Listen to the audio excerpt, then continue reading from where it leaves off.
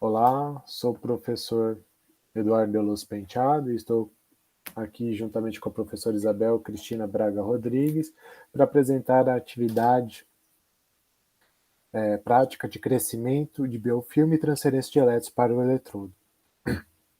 Para isso, vamos usar um vídeo, artigo intitulado Wastewater Derived Electroactive Microbe Biofilms Growth, Maintenance and Basic Characterization, de autoria de Carla Dzikiewicz e Falk Hamish, publicado na Journal of Visualized Experiments.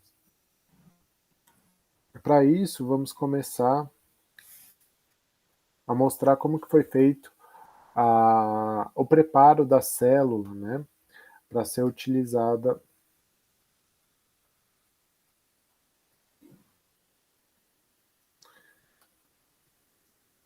para o crescimento microbiano. Então, esse preparo da célula, combustível microbiana, né, ela usa assim, uma solução de tampão fosfato e de micronutrientes com meio de cultivo, né, conforme essa referência, Kim et al. 2005, e além disso ela utilizou como substrato orgânico 10 ml de 10 milimolar, de acetato de sódio como substrato. Ela adicionou 1 ml de efluente de decantador primário de uma estação de tratamento de esgoto em 250 ml de meio de cultivo e colocou em quimiostato. Né? E por mediu-se o tamanho dos eletrodos, né? Sendo o eletrodo de referência prata, cloreto de prata, e o contra-eletrodo e o eletrodo de trabalho, barras de grafite. Os eletrodos foram inseridos, né, no quimiostato com tampão de silicone e usou-se parafina para vedar o sistema, como pode ser observado, né, no vídeo. Depois de ter fluxionado nitrogênio por 30 minutos para desoxigenar o meio de cultivo, adicionou-se no quimiostato e tampou-se, né, com um tampão de silicone e a parafina. Esse quimiostato ele foi instalado em uma câmara com temperatura controlada a 35 graus Celsius e conectou-se os cabos do potenciostato para iniciar a coleta dos dados, como pode ser observado.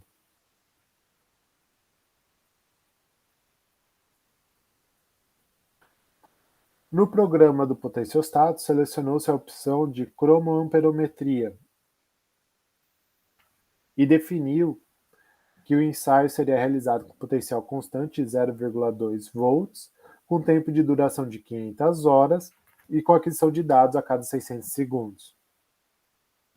Depois de atingir a máxima densidade corrente, pausou-se a coleta de dados para a troca do meio, como pode ser observado no gráfico indicando as setas em azuis. Retirou-se uma alíquota para análise físico-química e inseriu novo meio de cultivo conforme o procedimento previamente descrito. E repetiu-se o procedimento até atingir as condições estáveis quando a corrente era constante.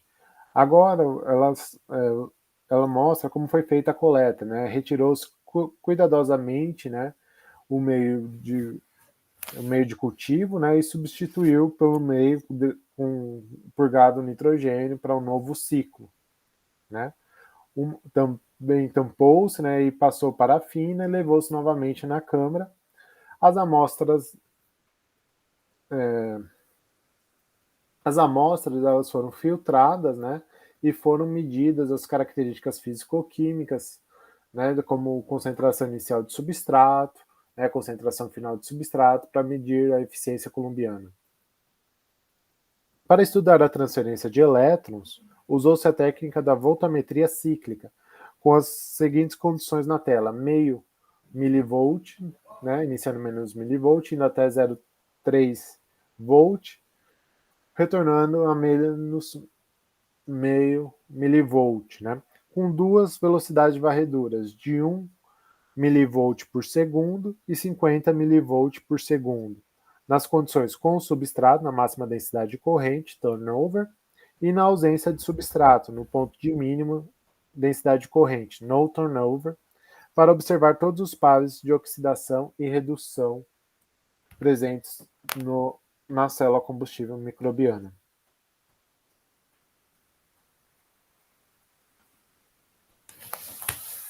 Isso. Agora, nós vamos mostrar um pouco dos resultados desses experimentos. O Eduardo vai colocar os resultados na tela para a gente.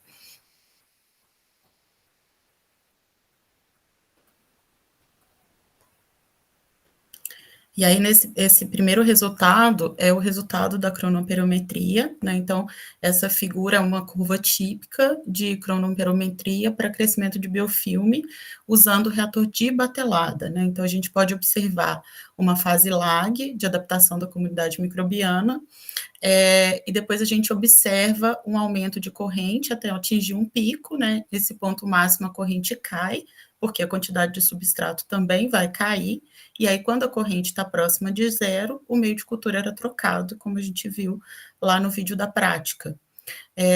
E aí depois que o meio de cultura era trocado, submetia novamente a cronoperometria, né, e a densidade de corrente aumentava de novo, sempre atingindo um valor maior do que a do ciclo anterior.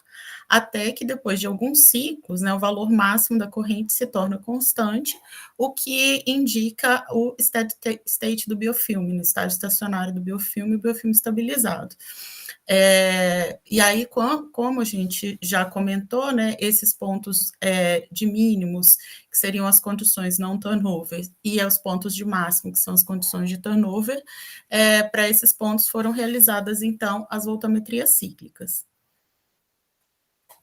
Nessa figura, a gente tem um voltamograma cíclico típico para uma condição não turnover, né, ou seja, sem substrato, com uma alta velocidade de varredura. Então, nesse caso, a gente está vendo aí 50 milivolts por segundo, essa figura que a gente está mostrando. Nesse caso, né, como a velocidade de varredura é bem alta, a gente só vê um par redox, né? Então, a gente só vê um pico de par redox observado e apenas um potencial formal, então, é identificado.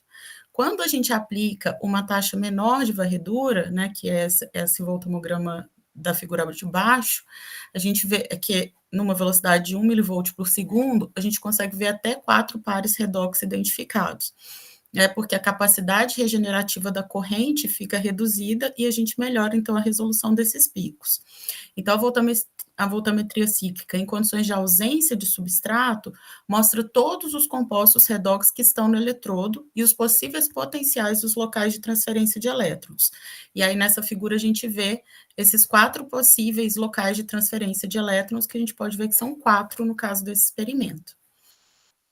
Quando a voltametria cíclica já é realizada numa condição de turnover, né, então na presença de substrato, então no pico, né, da cronometria, a gente obtém esses 2 voltamogramas típicos, com a curva mais no formato de S, né, que essa chamada curva bioeletrocatalítica, e os pontos de inflexão nessa curva, né, a gente tem aí os pontos de derivação, onde a primeira derivada é máxima, e aí a gente consegue ter o potencial formal dos locais de transferência de elétrons no eletrodo. Essa primeira imagem, então, ela é bem típica de um biofilme jovem e ainda fino, né? Ela foi obtida após 168 horas de ensaio, e ela é uma curva também típica da predominância de Geobacter. E a gente pode, então, identificar esses 2 pontos de inflexões, um máximo de menos 376 volts, 2 pontos de máximo, né? Um de menos 376 volts e um de 0,95, como a gente vê aí nesse gráfico, e é possível, então, determinar 2 potenciais formais que estão relacionados ao potencial formal 2 e 3 da voltametria cíclica em condições não turnover. No caso, né, desse segundo voltamograma, o biofilme cresce, fica mais espesso, né, e aí ele apresenta somente um ponto de inflexão, apresentando somente um ponto de máximo, que é o ponto de menos 32 volts, que se a gente for ver a média aritmética dos potenciais observados com o biofilme ainda jovem e fino. Se a gente observar, então, eu consigo ver os potenciais formais 2 e 3 da voltametria, e não consigo ver os potenciais formais 1 e 2. Então, provavelmente, esses dois potenciais formados, né, o 1 e 4, desculpa, não consigo ver o 1 e o 4. Então, provavelmente, esses potenciais mostram que eles não estão relacionados aos processos biológicos, né, apenas os picos que geraram os potenciais formais 2 e 3 estão relacionados aos processos biológicos. Então, a gente vê que a voltametria cíclica é uma análise fundamental para a gente ver informações relevantes sobre os mecanismos de transferência de elétrons de um processo não invasivo, né? Então, a gente não precisa abrir e nem destruir o reator para poder fazer essas análises. E é isso, a nossa aula. Muito obrigada.